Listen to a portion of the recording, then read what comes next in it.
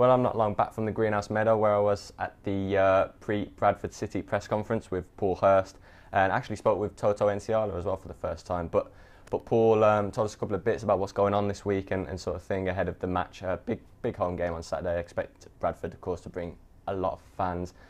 This man behind me, Cayman Anderson, you can see in his Hales Owen Town loan shirt. Of course, he was back, recalled this week. He will actually, we've been told by Paul Hurst, have a place on the bench for the game the weekend. I mean, it's huge for him as a young player. Also, Ethan Jones will be there as well, and that's because Town haven't been able to get another forward in that they'd hoped.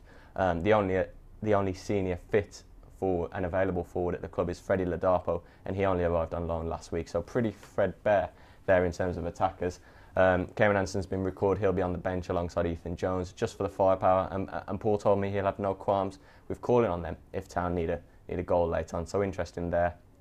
A bit frustrating in the last few days in terms of transfers coming in. Of course, the 3 already arrived last week, but this week Paul wanted a couple of forwards in just to bolster that forward line.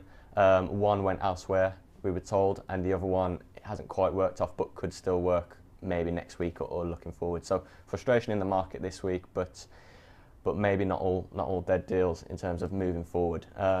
Game for Bradford, sorry, couple more injuries. Jack Grimmer and Ollie Lancashire in defence haven't quite made it. They haven't quite returned from their fitness. We expect them to return to training next week.